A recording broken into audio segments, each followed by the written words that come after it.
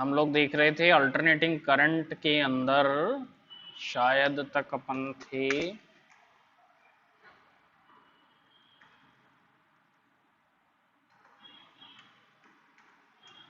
Voltage current relation, है ना।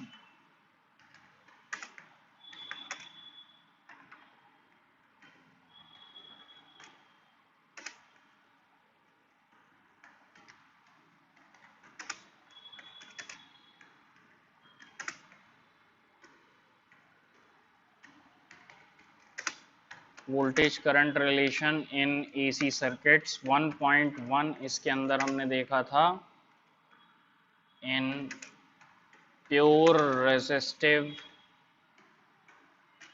Circuits, ठीक है।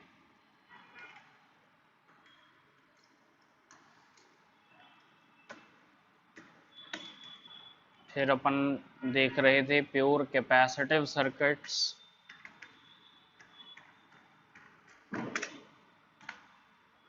and then we were discussing the pure inductive circuits, right? ऐसी कुछ देखा था, इंडक्टिव सर्किट्स, ठीक।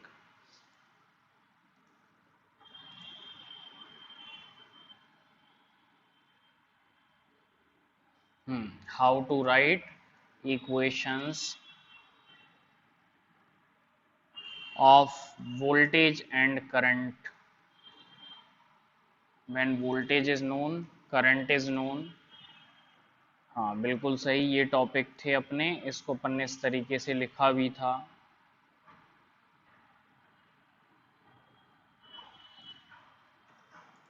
साइड में दिखा देते हैं, कहाँ गया। हाँ,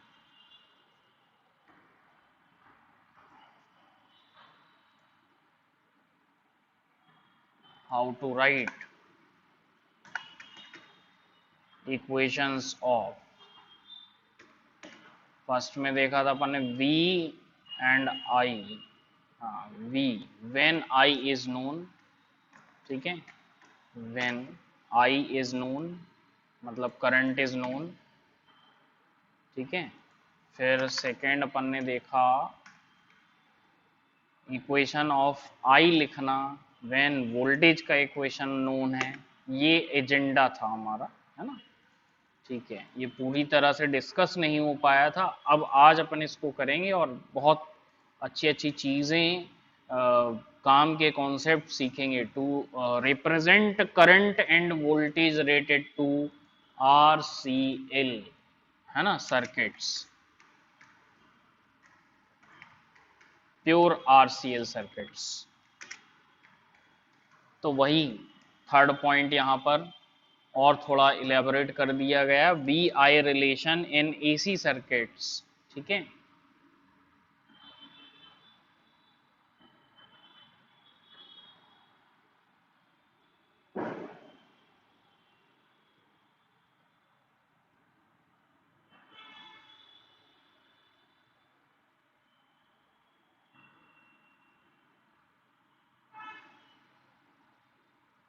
ठीक है,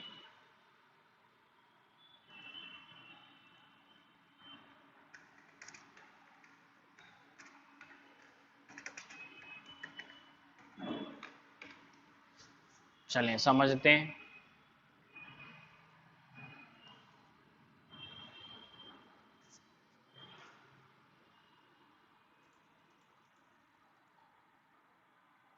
How to write voltage when current is known and how to write current when voltage is known, ठीक है। ये बहुत ही टेक्निकल टाइप की चीज़ें हैं, इसे हमें समझना होगा, धीरे धीरे समझना स्टार्ट करते हैं, फिर स्पीड अपने आप आ जाएगी। ओके, तो स्पीड की टेंशन नहीं लेने का है, ठीक, बस समझने पे ध्यान दो आप लोग अभी।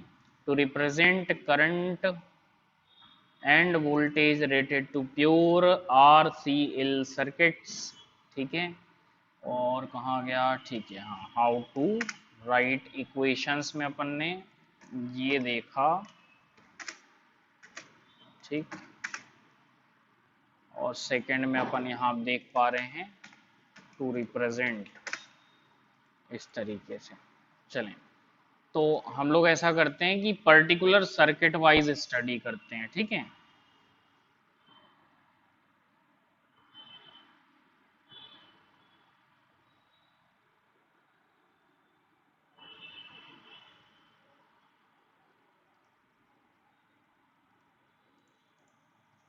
तो सबसे पहले प्योर रेजिस्टिव सर्किट क्या होता है ये बताएगा कोई?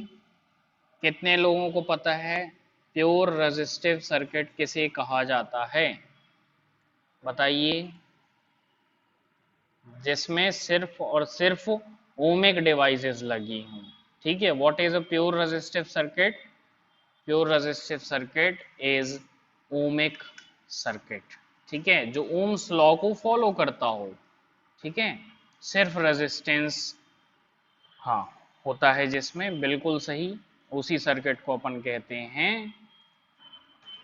तो 1.1 को अपन डिटेल में देख रहे हैं यहां पर। पहले प्योर रेजिस्टिव सर्किट्स क्या हैं? What are pure resistive circuits, ठीक है। So the AC circuits containing only ohmic devices, ठीक है, are called प्योर, है ना। बाकी तो सब पंचायत लिख लोगे आप लोग। AC circuits containing only ohmic devices, तो ओमिक डिवाइसेस जो भी एसी सर्किट कंटेन करते हैं, ठीक है। इसको ऐड टू डिक्शनरी कराना पड़ेगा, ठीक है, चलो। तो उनको बोलते हैं प्योर रेजिस्टिव एसी सर्किट्स, ठीक है। ये एसी भी लिख देते हैं अपन, नहीं तो बोलें कि डीसी में नहीं होता क्या, तो उसमें भी होता है भाई। So these are pure resistive AC circuits. अब हम बात करेंगे प्योर कैपेसिटिव सर्किट की, ठीक है।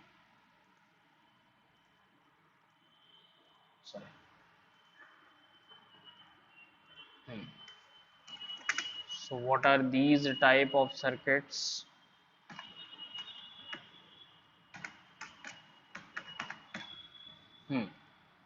रेजिस्टिव की जगह अब हम लिख रहे हैं कैपेसिटिव। सिंपल सी बात है, दैट कंटेन्स कैपेसिटर, है ना, दैट कंटेन्स कैपेसिटर, ठीक है। एटलीस्ट एक कैपेसिटर होना चाहिए, उसको बोलेंगे अपन pure capacitive circuit. Only capacitor है, that contains only capacitor. Capacitor only लिख दो, ठीक है, ओनली, नो इंडक्टर, ठीक है। इंडक्टर नहीं लगा होना चाहिए, तब हो सकती है कंडीशन सही, ठीक है। चलिए अब समझते हैं कि भाई अगला जो सर्किट है प्योर इंडक्टिव सर्किट क्या है।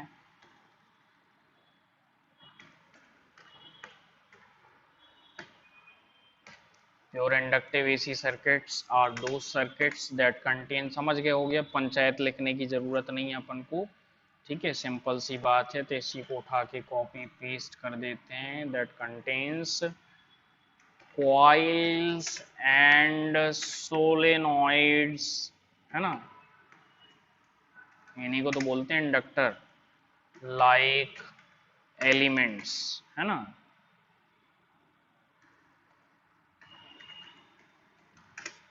ओनली, तो चलो ये है, एक नोट मार्क बना देते हैं। किस लिए बना देते हैं नोट मार्क, सोच रहे होंगे। तो नोट इस बात का कि भाई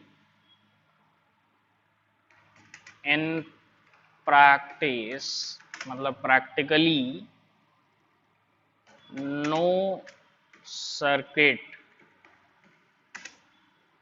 is without resistance, ठीक है। मतलब रेजिस्टेंस तो सारे सर्किट में होता है, तो एक डिस्क्लेमर टाइप का डाल दिया अपन ने कि भाई ऐसा है कि आप ये ना समझें कि यहाँ रेजिस्टेंस नहीं होगा प्योर कैपेसिटिव में या प्योर इंडक्टिव सर्किट्स में, तो वो होगा। ओके, सिंपल सी बात है।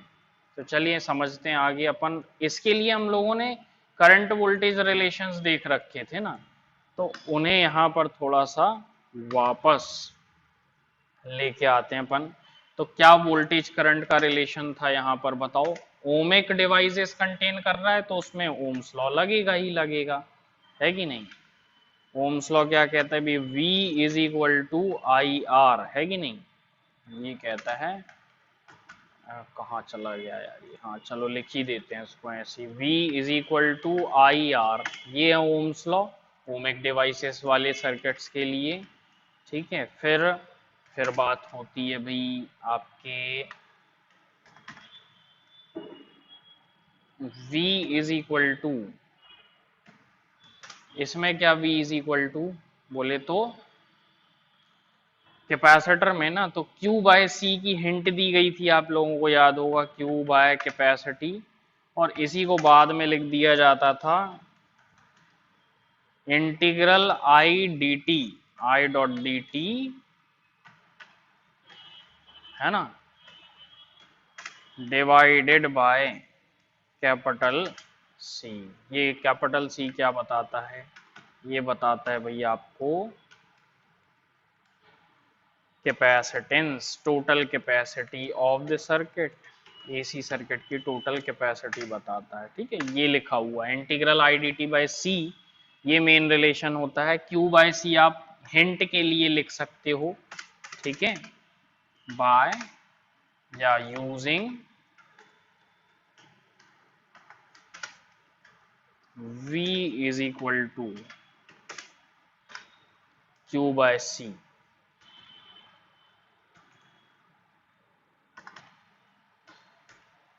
ये है बड़ा सिंपल सा, ये क्यू बाय सी सबको याद होगा ना पहली से। अब ये बार बार क्यों लिखाए जा रहे हैं ये सोच रहे होगे ना, बिल्कुल सही सोचना चाहिए ऐसा, ये बहुत ही इंपॉर्टेंट है इसीलिए बार बार हम लिखाए जा रहे हैं। पहले अपन देखेंगे इसको यूज कैसे करना है, ठीक है, चलो समझते हैं। ये कहेगा कि भाई लास्ट वाला तो सबको याद है ना, बोलो जरा। V इज इक्वल टू क्या लिखते थे, L D I by D T, L into D I by D T, है ना। अरे क्या हो गया, एक minute, L into D I by D T, ये लिख दिया अपन ने। कैसे निकाला, ये माइनस आता था ना वहां, तो so using V is equal to negative of induced EMF, ये इंड्यूस्ड ईएमएफ का उल्टा, एंड एक और चीज यूज हुई है इसमें, बताओ क्या, एंड फैराडेज लॉ, याद आ गया। कौन सा है फैराडेज लॉ बताओ, बोलो। सेकंड। सेकंड, बिल्कुल सही। तो इसको लिख भी देते हैं, E is equal to negative L D I by D T, D I by D T, हाँ ठीक है, सिंपल। तो ये सब पूरी चीज अपन समझते हैं। अब इसको हमको सॉल्व करना सीखना है, कैसे किया जाता है, ठीक है। तो चलो एक सर्किट उठाते हैं, ये थ्योरी हमारे पास तैयार है, सभी लोगों को मालूम है किस तरीके से लिखा जाता है वोल्टेज करंट रिलेशन। सबसे पहले हम एक सिंपल सा सर्किट ले रहे हैं, रेजिस्टेंस लगा होगा जिसमें ओनली, ठीक है, प्योर रेजिस्टिव सर्किट की बात होगी यहाँ पर। उसके लिए हम इक्वेशन वगैरह वगैरह वगैरह देखने वाले हैं। जनरेटर होगा, एसी जनरेटर होगा अपने पास, जिसको अपन बोलते हैं source of AC voltage, right. And we are going to discuss on, समझ गए होगे, ऑन प्योर रेजिस्टिव सर्किट्स। तो ये बहुत ही सिंपल वाला है। सबसे पहले हम देख रहे हैं how to write, how to write equation of instant voltage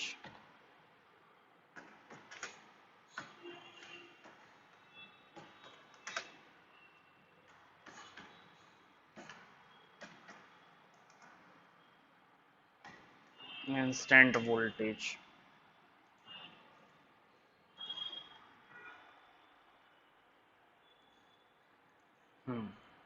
screen ठीक दिख रही है अब? Yes sir. ठीक है, तो अपने पास ये रेजिस्टेंस आ चुका है। रेजिस्टेंस को आप कनेक्ट करेंगे, कनेक्शन आपको आराम से बन जाता है बनाते, है ना। ये लिए अपन ने वायर पैरेलल बनाया, एक और वायर, और बस इसमें फिर अपन ने एक एसी जनरेटर ला करके लगा दिया बोले तो, इस टाइप की चीज़। इसमें अपन क्या कर देते हैं, थोड़ी सी और डिज़ाइनिंग डाल देते हैं। चलो, साइन कर्व होता था ना वो,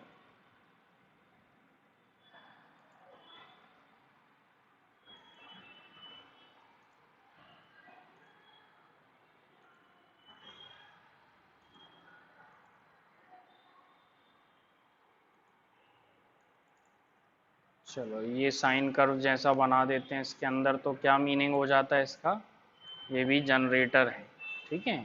अल्टरनेटिंग करंट दिखा दिया गया आपको यहाँ पर, और इसे कनेक्ट कर दिया यूजिंग प्लग वगैरह वगैरह, सब आपको पता है वो सब कहानी जो है। यहाँ पर पूरी डिटेल में नहीं बना रहे हम, सीधा सिंपल सा एक सर्किट आइडियली हमने बना दिया यहाँ पर। सॉरी, एक सर्किट स्कीमेटिकली हमने यहाँ पर बना दिया, ठीक है। अब बाकी आप डिजाइनिंग करते रहना अपने हिसाब से। ये रहा आपका AC circuit that contains only resistance, resistor, ठीक है। So how to write equation of instantaneous voltage when what, in case of pure AC, pure resistive AC circuit, ठीक है। in case of that pure resistive AC circuits,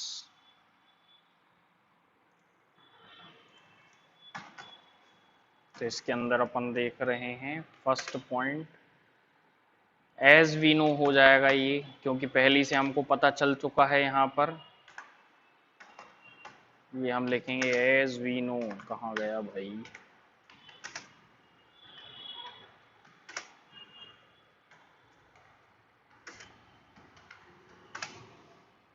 यहाँ लिखेंगे in pure resistive AC circuits,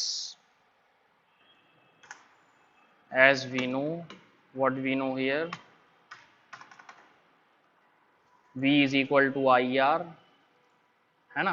but किस condition में लिखना है, if current is equal to, consider करना है अपन को यहाँ पर, थोड़ी सी चीज कंसीडर भी करनी पड़ती है। कंसीडर कीजिए कि करंट का इक्वेशन, इक्वेशन ऑफ इंस्टेंट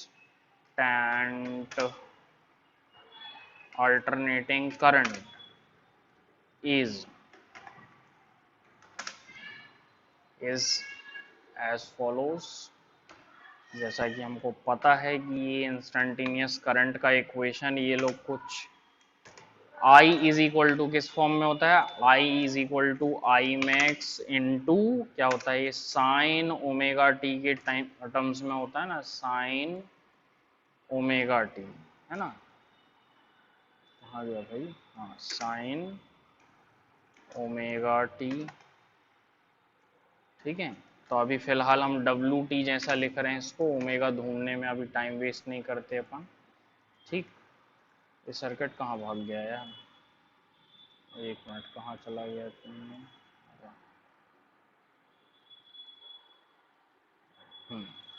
चलिए आप लोग भी पहले सर्किट बना लीजिए और इतने तक पहुंच जाइए। इसके आगे बहुत ही इंटरेस्टिंग चीज़ें पता चलने वाली हैं अपन को, थोड़ा जल्दी जल्दी नोट करें बस। इसके आगे की जो चीज़ें हैं वो बहुत ही काम की चीज़ें हैं, ठीक है। इसलिए उसको मिस भी नहीं करना है अपन को।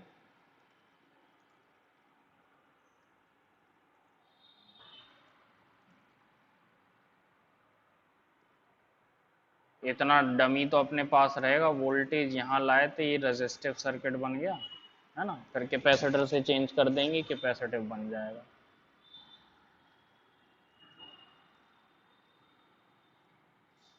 चलो V is equal to I R, ठीक है। ओमेगा ओमेगा ले आए क्या, ओमेगा कहाँ, ओमेगा होगा इसके अंदर, मिल गया omega.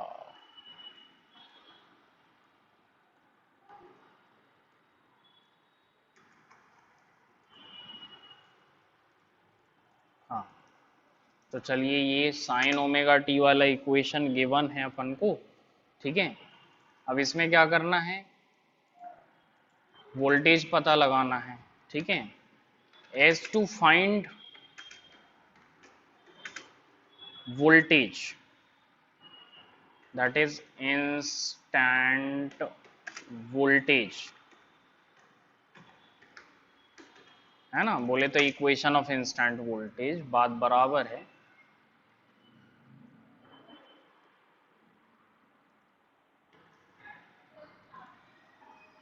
We know that.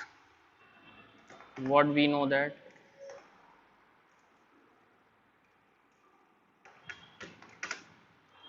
We know that V is equal to IR होता है, और ये अगर होता है तो फिर हम लोग डायरेक्ट I की वैल्यू पुट कर देते हैं, हालांकि है ना। I की वैल्यू पुट करेंगे, क्या दिखाने लगेगा ये, I की वैल्यू कितनी है, I max sine omega T. देखिए इक्वेशन नंबर दे देते हैं हम यहाँ पर। हाँ देखिए फर्स्ट इक्वेशन में दिख रहा है आपको, सेकेंड इक्वेशन में वैल्यू ला के पुट कर दीजिए यहाँ पर। कहाँ चला गया भाई, हाँ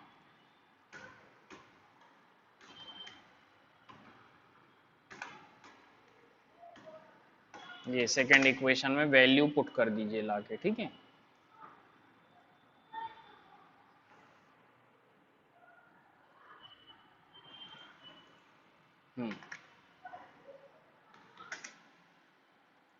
बोलें क्या वैल्यू थी करंट की, करंट की वैल्यू थी आई मैक्स साइन ओमेगा टी। यहाँ पुट करते ही आपको ऐसा कुछ इक्वेशन दिखने लगेगा, ये आर इधर लिख देंगे अपन लाके। So what does this mean, देख लेते हैं भाई इसका मीनिंग क्या है। ये कहना चाह रहा है, हम लिखेंगे वेयर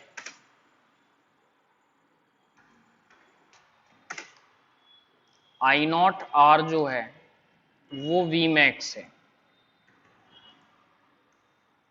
क्या है ये, वी मैक्स है, is equal to V naught, इसको बोल देते हैं वी नॉट, मतलब वी की maximum value, right.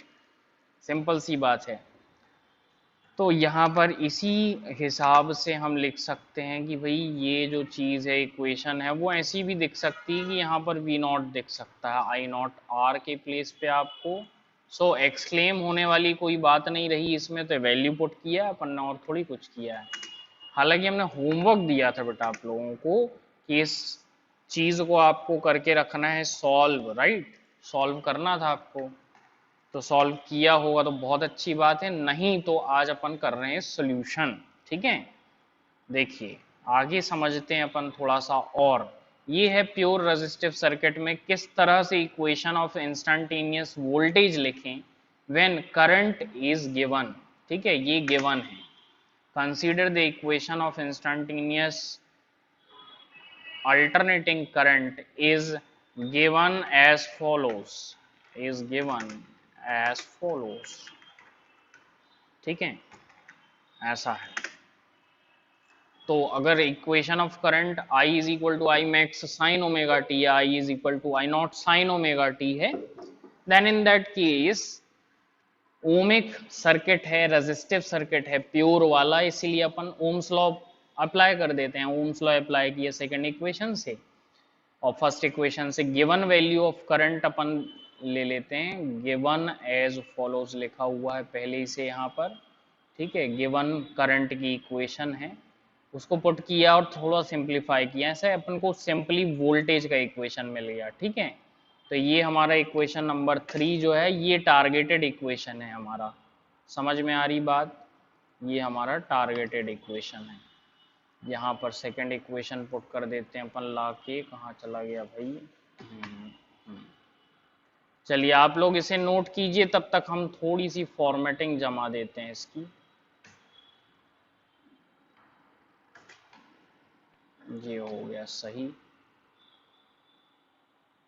So equation number 3 यहाँ पर आ जाएगा।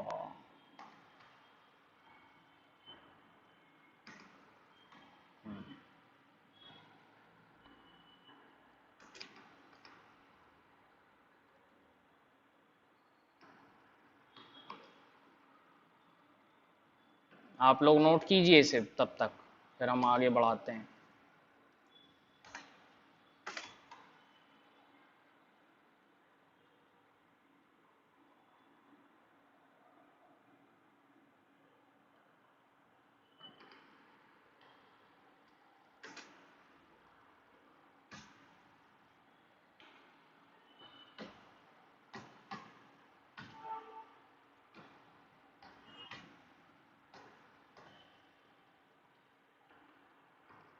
v is equal to V max sine omega T, ये जो थर्ड इक्वेशन दिख रहा है ये है इस बात का सॉल्यूशन। तो हमने सीख लिया कि भाई करंट दिया हो तो वोल्टेज कैसे निकालते हैं, बट किस केस में, सिर्फ ओनली वन केस में हमने देखा है। कौन सा कंडीशन है ये, ओनली वन कंडीशन, ये है प्योर रेजिस्टिव सर्किट का। अब हम चलते हैं नेक्स्ट सर्किट की तरफ। नोट हो गया हो तो डन का मैसेज कीजिए बेटा, नोट हो गया हो तो डन का मैसेज कीजिए।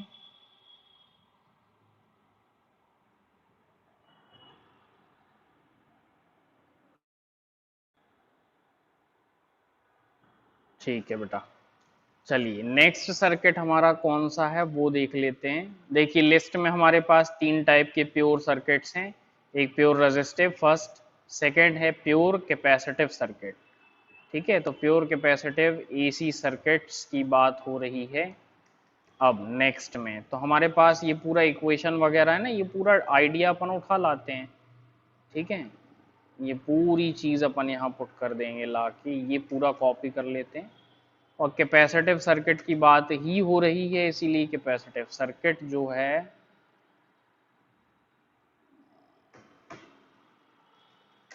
सेकंड मेन टॉपिक बना दिया है इसको अपन ने। ठीक है, और वगैरह वगैरह तो पता है। वही इफ इक्वेशन ऑफ करंट यहीं से ले आते हैं अपन, जैसा पिछले केस में था। Consider the equation of AC is given as follows. So as we know the equation of instant voltage v is equal to क्या होगा वो हम जानते हैं यहाँ से। इसके बाद पूरी स्टोरी हमने ऐसी पलट दी, कहाँ गया भाई, इसके बाद की स्टोरी हम लोग ऐसे लिख देते हैं, देखते हैं कहाँ गया।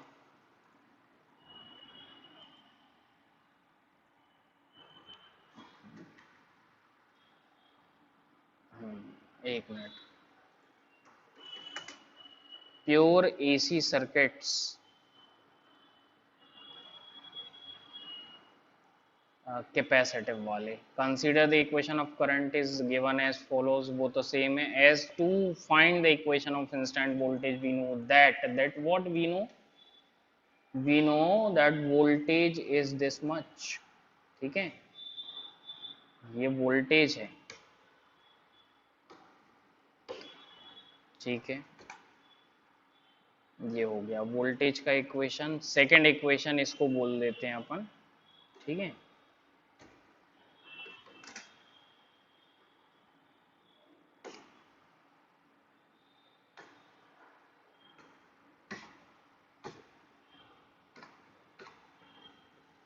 ठीक है। चलिए इतना नोट हो जाए, सर्किट सामने साइड में आप बना लोगे कैपेसिटर वाला। ठीक है, हम टाइम उसमें नहीं ले रहे हैं। जैसे यहाँ रेजिस्टेंस लगा रखा अपन ने रेड कलर का, वैसे ही आप पूरा सर्किट सेम बनाइए, बस ये रेड रेजिस्टेंस को हटा के कैपेसिटर लगा लीजिए। ठीक है, चलें। तो इस कैपेसिटर वाले सर्किट में इक्वेशन कैसे सॉल्व की जाए वो सीख रहे हैं अपन। हाँ, नोट हो गया होगा इतना, अब हम सोल्यूशन पे जा रहे हैं। ठीक, सर्किट आपके पास है, थोड़ा चलो कॉपी कर ही लाते हैं उसको। कैपेसिटर लगाना है आपको सिर्फ रजिस्टर की जगह, बाकी सब एज इट इज है, ठीक है।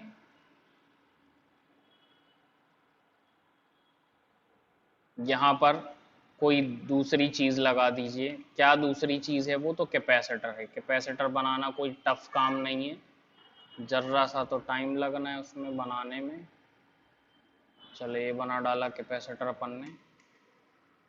ये रहा भैया आपका कैपेसिटर। क्या ना, ये कैसा कैपेसिटर है? अब भी बन जाएगा वो कैपेसिटर, टेंशन ना लें। Let us group that. ये बन गया ना कैपेसिटर। अरे कहाँ गया?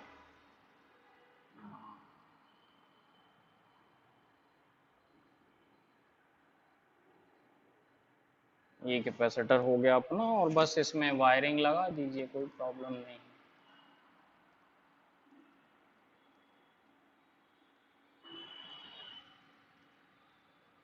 ठीक है, वायरिंग लगा देते हैं अपन। कहाँ गया, कहाँ गया? चलिए फटाफट नोट कर डालिए पहले तो, और ये डायग्राम बना दीजिए। अब सॉल्व करना स्टार्ट करना है अपन को, इसलिए उसके लिए फ्री हो लीजिए जरा, सारा कुछ नोट करके, ठीक है। इसलिए हमने थोड़ा सा टाइम दे दिया यहाँ पर। ये जो चीज़ें हैं, तीन चीज़ें ये कंबाइन कर दी अपन ने, और ये कलर कर दो रेड। तो ये हो गया प्योर कैपेसिटिव सर्किट आपका।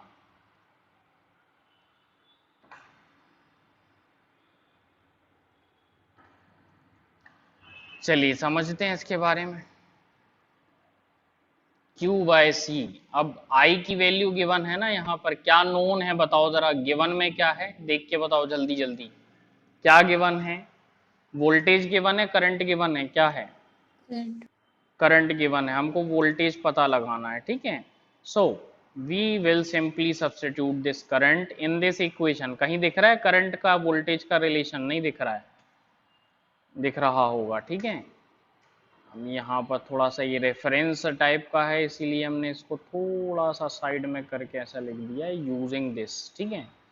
चलिए ये वोल्टेज करंट रिलेशन दिख रहा है, कौन से इक्वेशन में दिख रहा है आपको? फर्स्ट सेकंड कौन से इक्वेशन में दिख रहा है? V I relation. जैसे ओम्स लॉ होता था V is equal to I R होता था, वैसे यहाँ पर V is equal to I R नहीं होता, सीधे यहाँ होता है V is equal to integral I D T by C.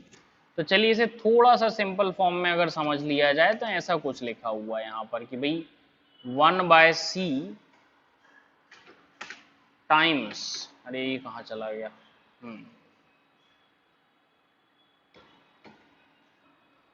1/c times integral I D T, ठीक है, इंटीग्रल आई डी टी।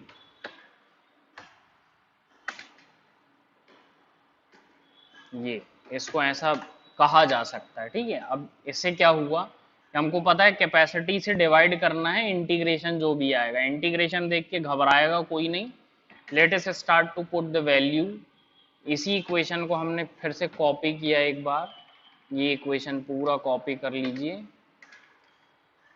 ठीक है। और करंट की वैल्यू क्या है देख के बताओ। फर्स्ट इक्वेशन में करंट की वैल्यू आई नॉट, और क्या बाकी तो पता है तुम्हें, साइन ओमेगा टी। इतनी बात समझ में आ गई? क्या पुट किया हमने? फर्स्ट इक्वेशन से करंट की वैल्यू पुट कर दी है। Now we will simply solve it in 1 और 2 स्टेप्स सिंपली। चलो कर देते हैं। आई नॉट एक कांस्टेंट होता है, इसलिए उसको बाहर ले लेंगे। बचेगा इंटीग्रेशन किस चीज का बताइए, किस चीज का इंटीग्रेशन बचा बेटा?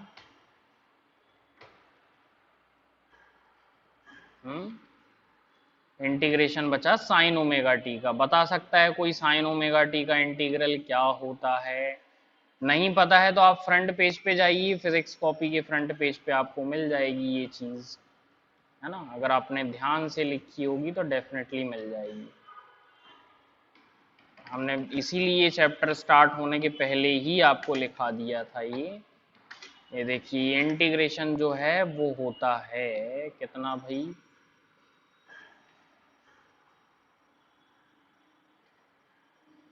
बोलो। माइनस, याद आया कुछ ऐसा? हाँ बिल्कुल सही, minus cos omega T divided by omega, perfect.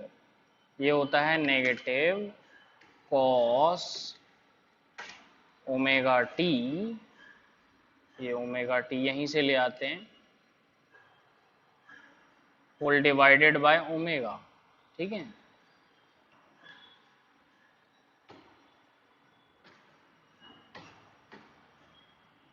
ये ओमेगा से ही डिवाइड भी हो जाएगा। तो ये भाई इतना पता है हम लोगों को, बहुत अच्छी बात है।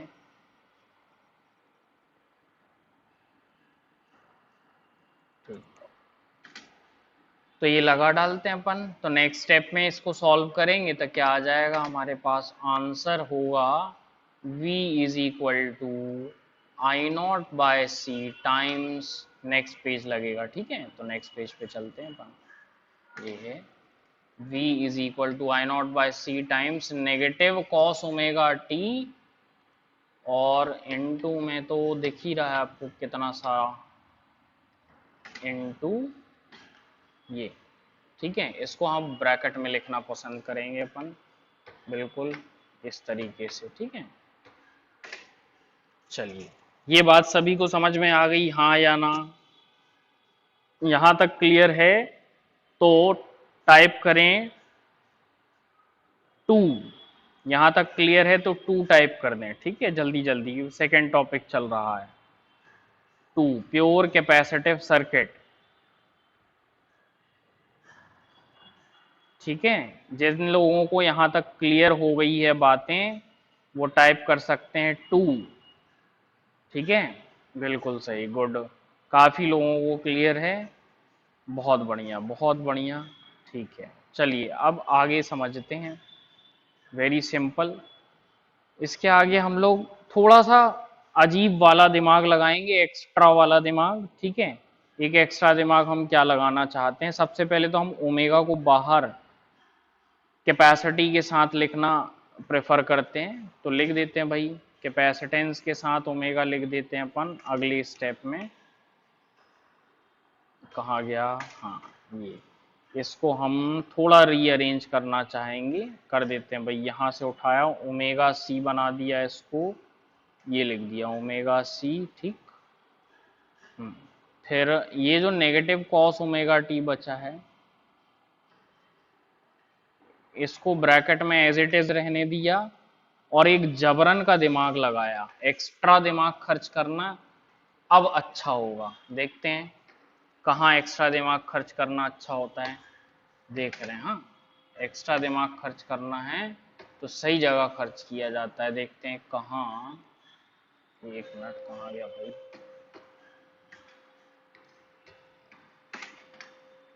ये जो माइनस कॉस ओमेगा टी है, ये देखी देखी सी चीज लगने लगेगी अपन को अब भी। 10th क्लास में आपने देखा होगा साइन 90 प्लस थीटा, सॉरी आपने, कहाँ गया भाई, कुछ एक फॉर्मूले हम याद दिलाते हैं आपको। सबसे पहले तो देखिए साइन 90 माइनस थीटा, ये क्या होता है बताओ, पॉजिटिव कॉस थीटा या नेगेटिव कॉस थीटा, याद है ऐसा कुछ? ये पॉजिटिव कॉस थीटा होता था, बिल्कुल सही याद आ रहा है। Sine 90 minus theta positive cos theta हुआ करता था, 10th क्लास में आपने पढ़ा है। नहीं याद है तो भी समझा दिया जाएगा, फिलहाल आप देखते बस चलो। एक और फॉर्मूला याद दिलाना चाहेंगे हम यहाँ पर, कि आपने पढ़ा होगा negative, sorry, sine of negative theta, sine of negative theta is equal to, याद आया कुछ, बोलिए, नेगेटिव ऑफ साइन थीटा, बिल्कुल सही याद आ रहा है, नेगेटिव ऑफ साइन थीटा। अब ये सब क्यों लिख रहे हैं अपन, तो समझो, सबसे पहले तो हमको पता है कि अगर हम इन दोनों फॉर्मूले को कंबाइन करें तो एक और वर्जन इनका निकल के आता है, इन्हीं फॉर्मूले का एक और वर्जन निकल के आता है। देखो ये दो फॉर्मूले कंबाइन कर रहे हैं हम, ठीक है। क्यों कंबाइन कर रहे हैं? क्योंकि हमको कॉस ओमेगा टी से नेगेटिव भी हटाना है और कॉस को साइन के टर्म्स में चेंज भी करना है, ठीक है। We generally understand the currents in terms of sine, ठीक है। साइनोसॉइडल चीज बना लेते हैं अपन इसको। चलो तो क्या करें, सबसे पहले तो अपन कॉस ओमेगा टी के प्लेस पे क्या पुट कर सकते हैं, कॉस थीटा के प्लेस पे क्या पुट कर सकते हो बताओ। थीटा को पुट कर दो, ओमेगा टी वगैरह वगैरह जो भी करना हो, तो आप साइन 90 माइनस थीटा आराम से लिख सकते हो, ठीक है। 90 को भी हम थोड़ा और स्टैंडर्ड टर्म्स में लिखेंगे, पाई बाय 2, पाई बाय 2, समझ गए ना, कोई प्रॉब्लम तो नहीं इसमें। Sine pi by 2 minus theta, ठीक है। तो हम लिखते हैं भाई कॉस के जगह इस बार हम sine pi by 2 minus theta लिखने जा रहे हैं। किसी को कोई डाउट हो तो अभी पूछ सकता है वो। ये तो वही का वही इक्वेशन कॉपी हो गया। हम जो अपग्रेड कर रहे हैं वो देखो क्या अपग्रेड कर रहे हैं, यहाँ पर हम कॉस ओमेगा टी की वैल्यू हमने अपग्रेड कर दी, ठीक है। ओमेगा टी है, थीटा नहीं है, सॉरी प्रिंट मिस्टेक है। हाँ चलो यहाँ तक आ गया, कोई प्रॉब्लम नहीं इतने में। हाँ ना ओरली बोल सकते हैं, जल्दी जल्दी बताएं। क्लियर है इतना, है ना। अब हम क्या करते हैं इसमें, यस सर। साइन, हाँ बिल्कुल सही। तो साइन का जो सेकंड आइडेंटिटी जैसा दिख रहा है अपन को, सेकंड रिलेशन दिख रहा है नेगेटिव थीटा वाला, तो इसको रिवर्स यूज करते हैं। हमारे पास अब नेगेटिव साइन थीटा डिजाइन हो चुका है ये पूरा ब्रैकेट के अंदर, ठीक है। इसको हम क्या करेंगे, साइन लिखेंगे और नेगेटिव को अंदर भेज देंगे। ऐसा साइन में पॉसिबल है, टेन में पॉसिबल है, बट कॉस में पॉसिबल नहीं है, ठीक है, ये आपको पता है। तो चलिए इसे रीराइट करते हैं एक बार इक्वेशन को हम, और उसमें फिर रिप्लेसमेंट करने वाले हैं। व्हाट इज दैट रिप्लेसमेंट देख लेते हैं भाई। अब भी वो रिप्लेसमेंट है हमारा, ये माइनस जो दिख रहा था बाहर, अब ये माइनस इधर लगाएंगे, ठीक है, किधर, साइन ऑफ नेगेटिव थीटा में, ठीक है। तो हम लगा देते हैं भाई माइनस जो है, ये लगाया हमने इधर, इसके अंदर लगाया माइनस और ये प्रिंट कर दिया एज इट इज फिर, ठीक है। ये आ गया माइनस अंदर। अब आप इसे थोड़ा सिंप्लीफाई करके बता सकते हो क्या दिखने लगेगा ये थोड़ा सा सिंप्लीफाई होने के बाद कैसा दिखेगा हम लिखते हैं यहाँ पर। ये वाला ज़्यादा इजी पड़ेगा थोड़ा सा, बस माइनस यहाँ, और ये दिखने लगेगा हमको थोड़ी देर में omega T minus pi by 2, ऐसा कुछ दिखने लगेगा। और साइन है क्योंकि ओपन हो चुका है ब्रैकेट, तो हम इसे भी ओपन ऐसा लिख देते हैं। ये बात समझ में आ गई हो तो बताओ, जितने लोगों को इतनी बात समझ में आ गई वो 2.1 टाइप करें, जल्दी जल्दी 2.1 टाइप करें। जितने लोगों को ये बात समझ में आ गई है टाइप 2.1, इतने फॉर्मूले जो यूज कर डाले अपन ने। हाँ गुड, मैक्सिमम लोगों को समझ में आ गया। और जिनको नहीं समझ में आया वो 2.0 टाइप कर दें, ठीक है। जिनको यहाँ तक नहीं समझ में आया वो 2.0 टाइप कर दें। सो अभी तक हमारे पास 2.1 ही आया है, that is a nice symbol, ठीक है। चलो आगे देखते हैं अपन कि भाई इसके आगे क्या करना है, व्हाट डज इट मीन। तो इसका ट्रीटमेंट वैसा ही करेंगे अब जैसा वोल्टेज हमने पिछले टॉपिक में निकाला, दैट इज रेजिस्टिव सर्किट की बात हो रही थी। रेजिस्टिव सर्किट किधर है भाई, ये रेजिस्टिव सर्किट। इसमें अपन ने लास्ट में क्या किया था, देखो ये रेजिस्टिव सर्किट दिखने लगा आपको साइड में। इसमें क्या किया था, लास्ट में हमने एक रिप्लेसमेंट की थी, जो साइन को छोड़ के जो भी कचरा बचता था उसको क्या बोल देते थे, वी का मैक्सिमम वैल्यू। ये देखो आई नॉट आर जैसे यहाँ था मैक्सिमम वैल्यू ऑफ वोल्टेज बोलते थे, वैसे ही यहाँ पर भी करेंगे अपन।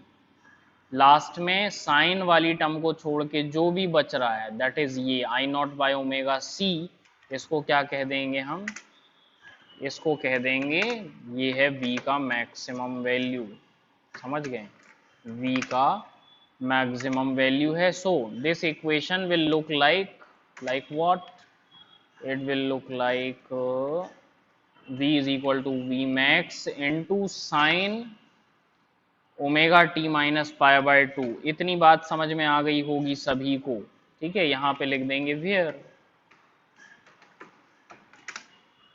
ठीक है, क्लियर है ना। तो ये जो चीज आपने देखी, जो प्रोसेस हमने किया, दो तीन चीजें की इसमें। सबसे पहले तो हमने इंटीग्रेट किया, ठीक है। एल्गोरिदम साइड में लिख रहे हैं हम, क्या क्या किया हमने। Let us sum up what we have learned in this process.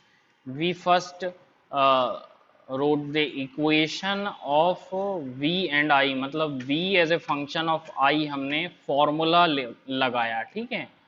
v as a function of I हमने फॉर्मूला लगाया। ये बात समझते हैं सभी लोग। v को I के टर्म्स में क्या लिखा जाता है, I का v का फॉर्मूला लगाया बेटा हमने, ठीक है। फिर क्या किया, v का फॉर्मूला लगाने के बाद क्या किया, तो v का फॉर्मूला लगाने के बाद बेटा हमने उसको एग्जीक्यूट किया, मतलब वी इंटीग्रेटेड दैम, है ना। अगर इंटीग्रल है तो इंटीग्रल है, इंटीग्रेट किया हमने। फिर हमने क्या किया बताओ, इंटीग्रेट करने के बाद क्या किया हमने, फिर ट्रिग्नोमेट्री अप्लाई की, है ना। ट्रिग्नोमेट्री थोड़ी सी अप्लाई कर दी, और ट्रिग्नोमेट्री अप्लाई करने के बाद जो रिजल्ट आया उसमें एक फाइनल रिप्लेसमेंट किया हमने। What was that final replacement बताओ। फाइनल रिप्लेसमेंट हमने किया वी मैक्स का वैल्यू, यहां पर इक्वेशन की जरूरत पड़नी है, सो वी मैक्स को लिखा हमने, ठीक है। वी कहाँ गया भाई, V V V V we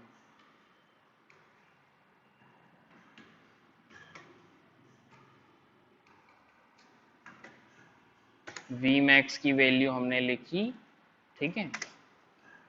इन चार काम को करके हमको पता चल गया भाई फाइनली इक्वेशन कैसा दिखेगा।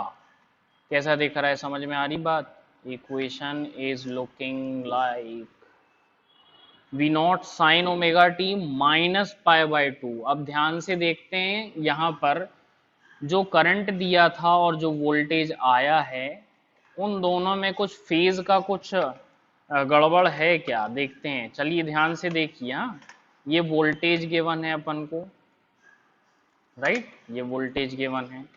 Late this be second equation. अभी कुछ मत करो इसको, अच्छा इक्वेशन बाद में दे देंगे।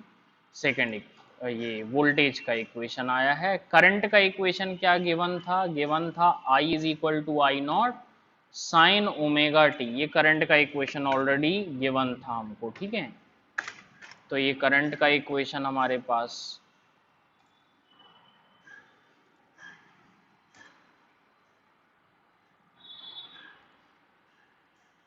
ये फर्स्ट इक्वेशन इसको कह देते हैं, और सेकंड इक्वेशन इसे कह देते हैं। तो एक बात बताओ देख के, यहाँ पर क्या लग रहा है आपको, फेज कहते हैं ना इस एंगल को, अपन पहले भी डिस्कस कर चुके हैं। ये जो अंदर एंगल दिखता है उसको फेस बोलते हैं। तो बताओ कौन सा एंगल पीछे दिख रहा है आपको, कौन सी चीज फेस में पीछे दिख रही है आपको, वोल्टेज या करंट। Current voltage. पीछे दिख रहा है या वोल्टेज, बिल्कुल सही, वोल्टेज हमको पीछे दिख रहा है। दैट इज करके what is concluded, so note point में हम इसे कंक्लूड करेंगे। Here in pure capacitive circuits, pure capacitive circuits, AC circuits वो भी, है ना, एसी सर्किट्स, पोटेंशियल या जिसको बोलते हैं अपन वोल्टेज, है ना, पोटेंशियल जिसको अपन V भी कहते हैं, lags behind, lags behind the current.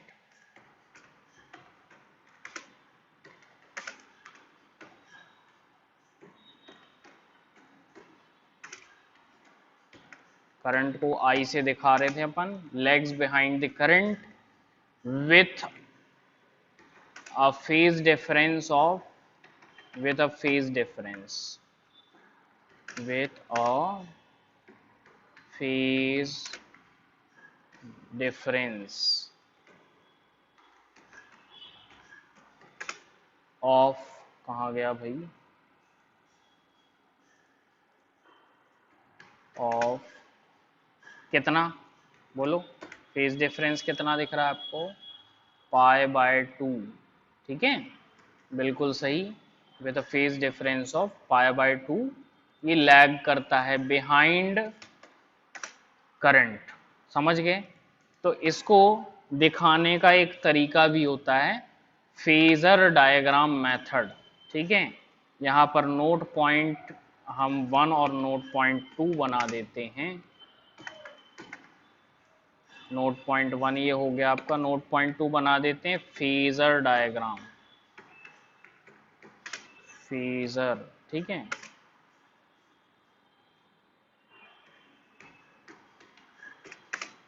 कहाँ गया, फेजर, इसके पास स्पेलिंग फिक्स नहीं होगी, अपन कर देते हैं, चलो।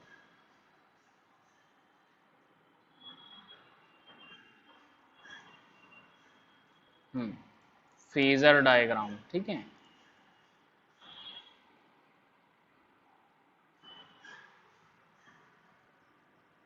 ठीक है, नोट एक बार फिर ध्यान से देखिए, प्योर कैपेसिटिव सर्किट जो देखा अपन ने अब भी, प्योर कैपेसिटिव एसी सर्किट्स, इनमें पोटेंशियल जो है, ये देखिए पोटेंशियल का जो फाइनल एक्सप्रेशन आया है वो पीछे है, π/2 माइनस में चल रहा है, किसके रेस्पेक्ट में, करंट के, करंट ओमेगा टी में है फेज में, और ये फेज में ओमेगा टी से π/2 पीछे है, कौन, वोल्टेज। तो इन्हें फेजर डायग्राम से दिखाने का तरीका, ठीक है, क्या है वो देख लेते हैं अपन। व्हाट इज फेजर डायग्राम,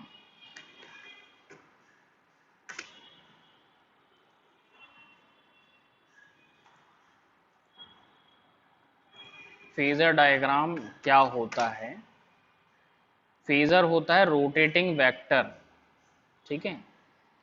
तो अभी फिलहाल आपके लिए ये वेक्टर ही है, रोटेटिंग हो चाहे ना हो। हम करंट को हॉरिजॉन्टल फेजर मानते हैं, इस तरीके से करंट बनाया जाता है, देखिए ध्यान से।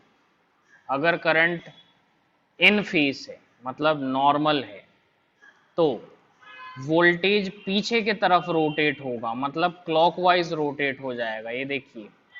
अगर हम जानते हैं कि भाई ये करंट है, तो करंट से वोल्टेज पीछे रोटेट होगा, फेज में लैग करते हुए कितना रोटेट होगा, 90 डिग्री, ये है वोल्टेज यहाँ पर। ये बात समझ में आई। फेजर डायग्राम इसी डायग्राम का नाम है। इसमें ब्लैक वाला क्या शो कर रहा है बताओ, करंट, और रेड वाला क्या शो कर रहा है, वोल्टेज। हम यहाँ पर लिख भी देते हैं, ये भाई अपना करंट है, ठीक है, ये करंट है अपना, और ये जो चीज है रेड वाली, ये है अपना वोल्टेज, ठीक। वो वोल्टेज कौन सा, वो भी एक बहुत ही नोटिसेबल बात है, नोट में वैसे भी लिख रहे हैं अपन इसको, वीसी। वीसी क्या होता है, वी कैपेसिटिव वोल्टेज, समझ गए। So capacitive voltage lags behind the current with a phase difference of कितना, π/2, ओके। अच्छा, देखने लायक बात एक और है यहाँ पर कि वोल्टेज और करंट के जो एम्पलीट्यूड्स हैं, बोले तो वैल्यूज हैं मैक्सिमम, उनमें भाई डिफरेंस होगा, ऑफ कोर्स डिफरेंस होगा। ये देखिए, ये थोड़ा छोटा दिख रहा होगा आपको वीसी जो हमने बनाया है, और आई जो नॉर्मल है वो आपको दिख रहा होगा, दोनों में मैग्नीट्यूड में क्या डिफरेंस है। तो वो हमने ऑलरेडी बता दिया है कि भाई करंट के एम्पलीट्यूड को आप ओमेगा सी से डिवाइड कीजिए, ये देखिए इस स्टेप में दिख रहा है, वेयर लिखा है जहां पर, है ना। तो इसको एक इक्वेशन ही बना देते हैं अपन, एक काम करते हैं, ठीक है, let us right this is inside an equation, कि भाई ये जो चीज है आपको थर्ड इक्वेशन के टर्म्स में मिल जाती है, चलो ठीक है। थर्ड इक्वेशन बना दिया अपन ने, ये वेयर वेयर वेयर जो है इसको उड़ा देते हैं यहाँ से, चलो। नोटेबल है ये चीज, है ना। तो ये नोट बना दिया। नोट वी नॉट जो है मैक्सिमम वैल्यू ऑफ वोल्टेज, वो करंट के एम्पलीट्यूड को ओमेगा सी से डिवाइड करने पर आती है। ये ध्यान रखिए, समझ में आ गया होगा यहाँ तक, है ना। तो मैग्नीट्यूड इसीलिए यहाँ वोल्टेज का आपको कम दिखाया जा रहा है, हालांकि कभी कभी ज़्यादा भी हो जाता है। क्यों ज़्यादा हो जाता है? मल्टीप्लाई नहीं हो जाती वैल्यू, वहाँ वैल्यू कैपेसिटी की इतनी कम रहती है डेसिमल्स में कि वो मल्टीप्लाइड दिखता है, अपन को बड़ा दिखता है वोल्टेज, ठीक है। तो ये सिंपली हमको समझ में आ गया। एक बार इसको हम चाहते हैं आप लोग सब ध्यान से नोट कर लीजिए, फिर अपन आगे बढ़ेंगे। चलिए स्टार्टिंग से दिखा रहे हैं हम एक बार। Pure capacitive circuit, page 1 note हो जाए तो वो लोग 2.1 टाइप कर दें, ठीक है। पेज 1 नोट हो जाए तो वो 2.1 टाइप कर दें।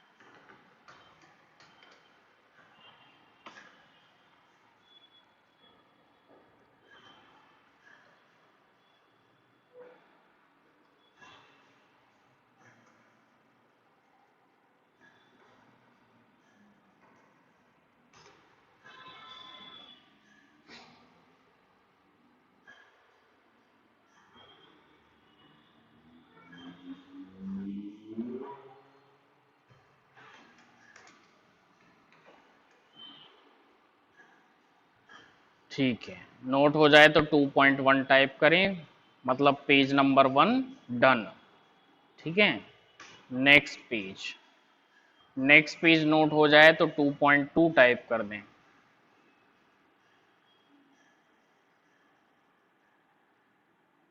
ये नेक्स्ट पेज, जितनी चीजें दिख रही ये साइड की चीजें रफ में है, ठीक है। ये रफ में साइड की चीजें जो दिख रही हैं आपको, ये मेन में मत लिखना। ये फॉर्मूले आपको ऑलरेडी पता हैं और ये प्रोसेस चल रहा है, ये नोट किया अपन ने, एल्गोरिदम है ये, मेथड है ये, ठीक है।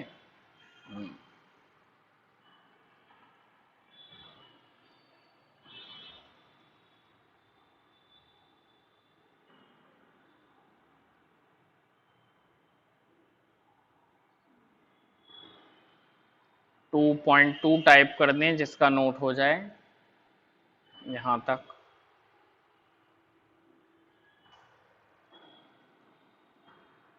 ओके नेक्स्ट, किसी का छूट जाए तो वो बता दे, हाँ। ये नोट हो जाए तो आप लास्ट में 2.3 टाइप कर देंगे, ठीक है।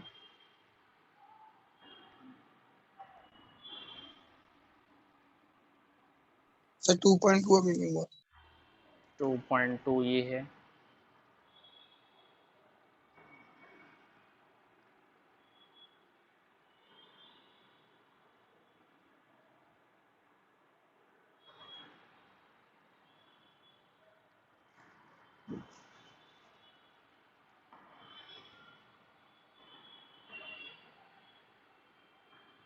तो इस तरीके का आपको दिया गया था होमवर्क, हो ठीक गया है। सर। गुड। नेक्स्ट पेज ये नोट करें। तो यहाँ थोड़ा सा एनालिसिस भी है, नोट पॉइंट्स आए हैं कुछ यहाँ पर। कैपेसिटिव एसी सर्किट्स में वोल्टेज लैग करता है करंट को कितने फेज डिफरेंस से, तो बोले π/2, दैट इज 90 डिग्री पीछे चलता है। इसका मतलब क्या होता है वो समझेंगे अपन, ऑन बोर्ड समझेंगे वो अपन, ठीक है। तो अभी वो मीनिंग पर नहीं जा रहे हैं, अभी हम ये चाहते हैं आप परफेक्ट हो जाओ इस कैलकुलेशन में, ठीक है। और एक्सपेक्टेड है कि आप कर लेंगे ये कैलकुलेशन परफेक्टली। इंडक्टिव सर्किट जो प्योर है, थर्ड टॉपिक मतलब जो बचा है अपना,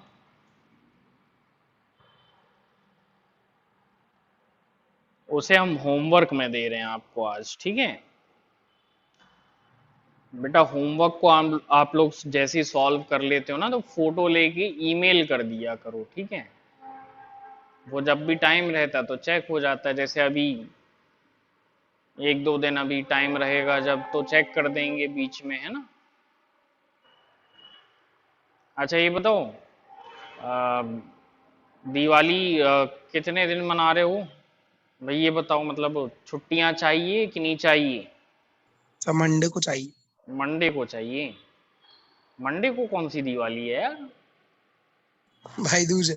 अच्छा दूसरे, चलो वो तो मिल ही जाएगी मंडे को। और कल वल नहीं। सर सिर्फ नो हम्म। सर, सिर्फ दिवाली के दिन रखते हैं। सिर्फ दिवाली को, चलो ठीक है, ऐसा कर लेते हैं। बट देखो भाई, ऑन कैमरे बोर्ड वो डिस्कशन नहीं हो पाएगा, है ना। कब का, जो अभी बीच में लगेगी एक आध दो सेशन जो है, कल लगा दें या परसों, जब भी जो भी डिसाइड करते हैं अभी अपन, ठीक है।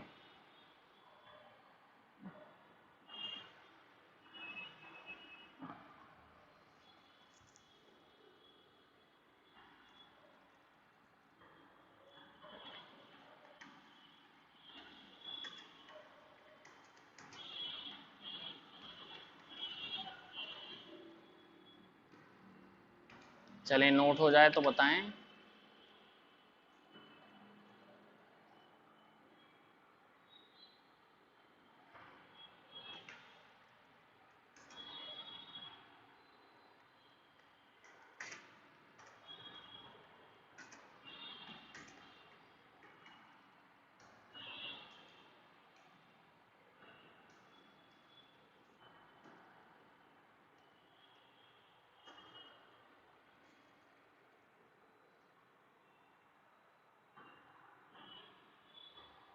देखो ऐसा है कि शाम के टाइम ना, कल और परसों वैसे भी डिस्कशन नहीं हो पाएगा, है ना।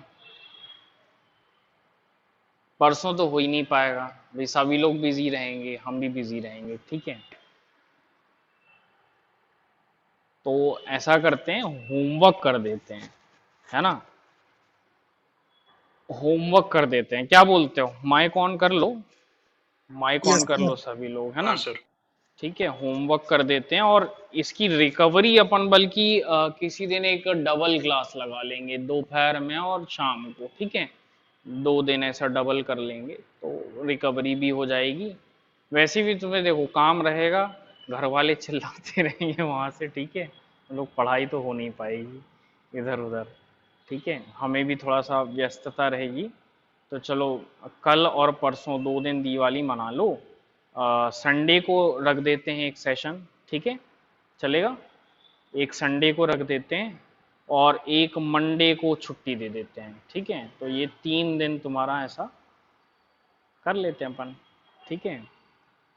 मंडे को तो वैसे ही टाइम नहीं रहना किसी के पास, दिवाली के दिन भी टाइम नहीं है, और हमें कल भी टाइम नहीं है, ठीक है। थोड़ा सा प्रिपरेशन करनी है चीज़ों की, और कुछ काम भी है।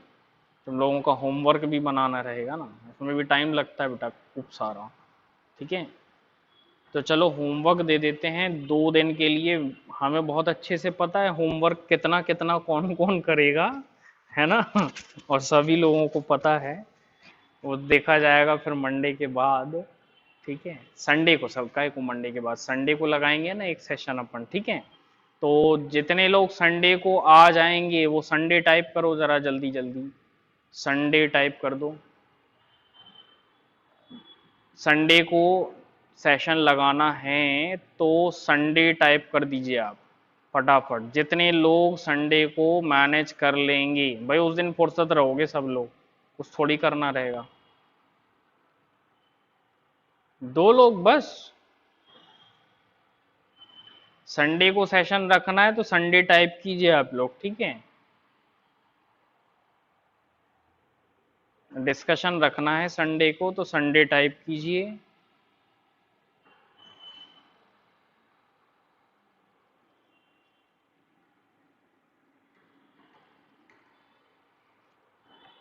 और अगर संडे फ्री नहीं है तो ट्यूसडे इनटू 2 टाइप कर दें, ट्यूसडे स्टार 2, मतलब ट्यूसडे की class double, Tuesday star 2, Tuesday star 2 type कर सकते हैं अगर संडे फ्री नहीं है तो। और अगर संडे मैनेजेबल है, भाई यहाँ पर बहुमत की सरकार चलाएंगे अपन, मतलब नहीं समझे, मेजॉरिटी विंस है ना, ज्यादा लोगों का जो भी ओपिनियन होगा वो रख देते हैं अपन। ठीक है, जल्दी जल्दी सारे लोग रिस्पॉन्ड करो यार। ठीक है, ट्यूसडे टाइम्स 2,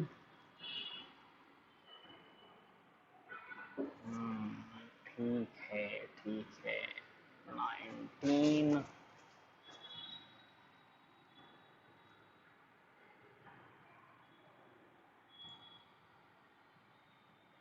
ठीक है। चलो तो फिर इंफॉर्मेशन मिलती है ना।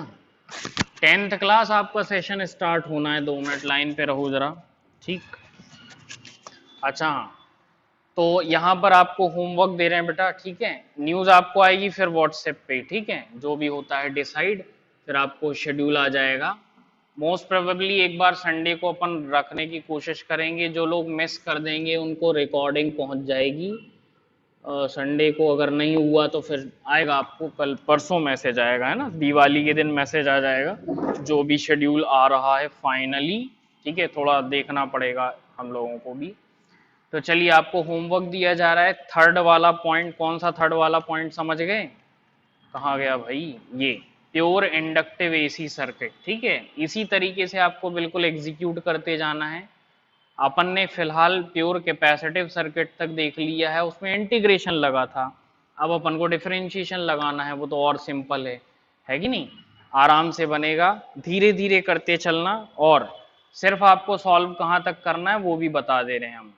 आपको सॉल्व सिर्फ इस स्टेप तक करना है, ये जो फॉर्मूला लगाया ना इंटीग्रल या डिफरेंशियल, यहां तक बस सॉल्व करना है आपको। ठीक है, देख लो एक बार फिर से, होमवर्क समझ लो ध्यान से, कहां से कहां तक सॉल्व करना है। ये आपने पूरा फ्रेम आउट किया इतना, है ना। फिर यहाँ इंटीग्रल की जगह डिफरेंशियल आएगा, तो थोड़ा थोड़ा सॉल्व करते हुए आप यहाँ तक बस पहुंचाइए। जिसको बन जाए वो थोड़ा आगे सॉल्व कर सकता है, बाकी अगर यहाँ तक भी कर लेते हो तो बहुत अच्छा है। ठीक है, फिर अपन आगे बात करेंगे कि वोल्टेज लैग करता है या लीड करता है प्योर इंडक्टिव सर्किट्स में करंट को, है ना, वो अपन फिर डिस्कस करेंगे नेक्स्ट सेशन में। चलिए, तो यहाँ पर डन करें बेटा। होमवर्क आपको पहले होमवर्क और सुन लीजिए, ये तो सिंपल एक छोटा सा होमवर्क है। अब आपको एक सिंसियरली नोट बनाना है, अलग से एक कॉपी बनानी है, उसमें आप लोगों को एनसीईआरटी वाले सम्स जो हैं वो सॉल्व करना स्टार्ट करना है।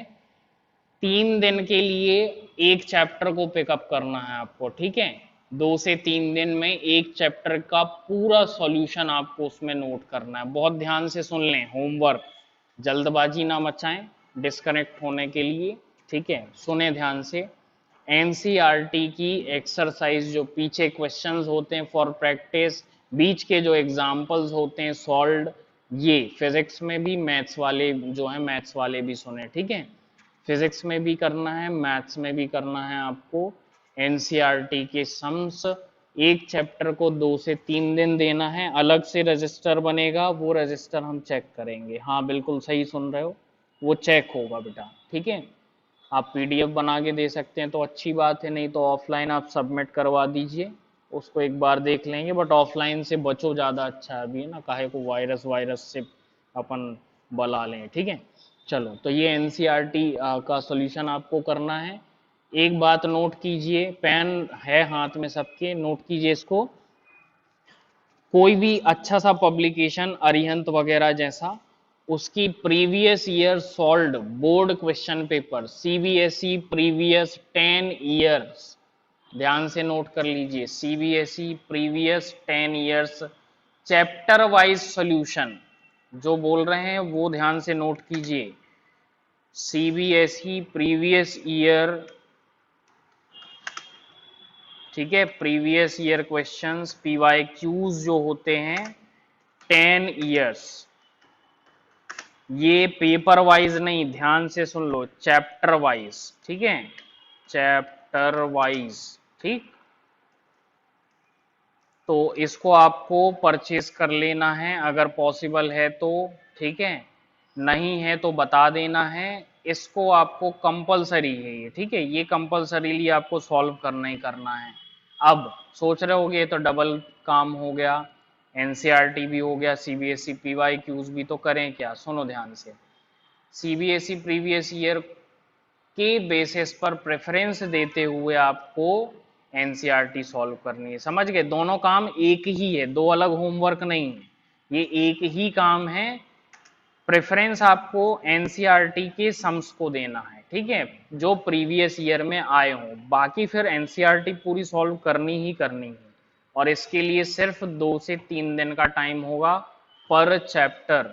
आपको बिल्कुल भी रुकना नहीं है, हफ्ते भर में 2 से 3 चैप्टर्स हो ही जाने चाहिए आपके। तो ऐसे हम 15 दिन बाद एक्सपेक्ट करेंगे आपके करीब करीब 5 से 6 चैप्टर्स हो गए होंगे सॉल्व, ठीक है। इवन 6 से 7 चैप्टर हो जाने चाहिए, बट फेस्टिव सीजन है, चलता है, 5 से 6 चैप्टर भी होंगे तो आप एक एडिकेट लेवल पर आ चुके होंगे, ठीक है, चलेगा इतना। ये होमवर्क आपका बेटा कंपलसरी से आप फ्रंट पेज पर जाकर के नोट कर लीजिए।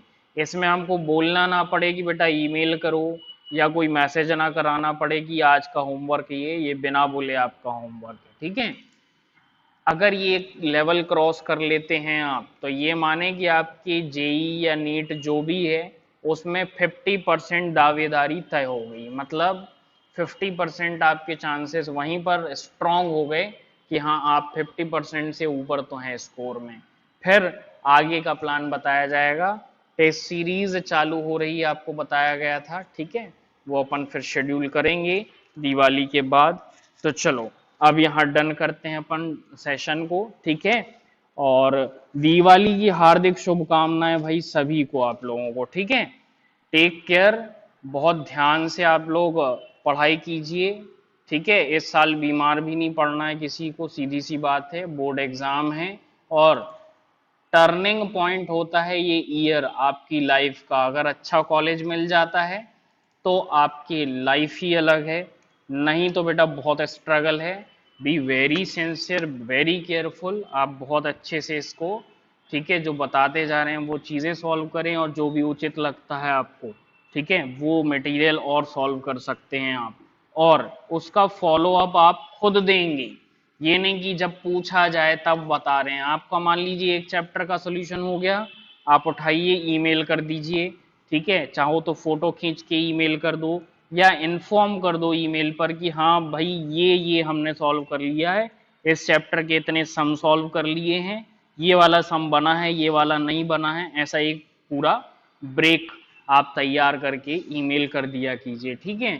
2 से 3 दिन में हम एक्सपेक्ट करेंगे कि आपका ईमेल आएगा, ठीक है। अगला जो है हो सकता है 4-5 दिन में आए, क्योंकि दिवाली के कारण बिजी हैं। बाकी हर 2-3 दिन में हम एक्सपेक्ट करेंगे कि एक चैप्टर का ईमेल आएगा, ठीक है। उस हिसाब से आपकी प्रिपरेशन को हम ट्रैक कर पाएंगे। चलिए बेटा डन करते हैं।